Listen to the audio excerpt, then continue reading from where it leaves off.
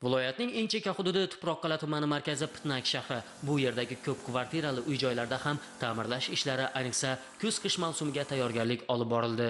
Dasturga muvofiq boshqaruv servis kompaniyasi tomonidan 20 ta ko'p kvartirali uylarda zarur chora-tadbirlar amalga oshirildi. Domlarda selkem 40 yildan beri yaşab kelmoqdaman. 4 yil bo'ldi boshqaruv kompaniyasi tashkil bo'lganiga.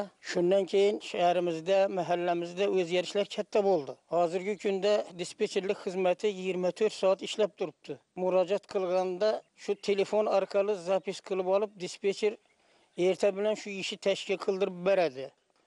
To'lovlarini vaqtida to'lab turibmiz.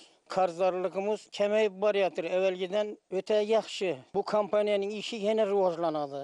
Avvalgiga qaraganda bularning xizmatlari juda yaxshilanib boryapti. Ishchilar soni ham oshib boryapti hozir kundan-kuna.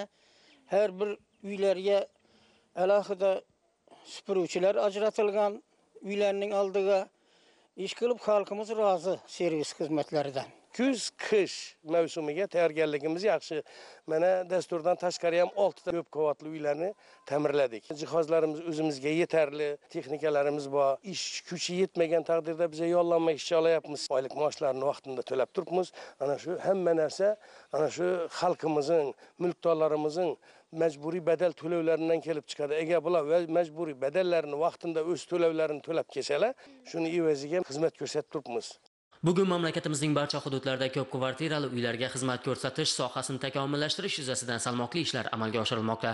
Aholining eng zarur ehtiyojlari bilan bog'liq tizimdagi bunday ishlar eng avvalo fuqarolar turmush tarzini yaxshilash uchun xizmat qilayotgani bilan ahamiyatlidir.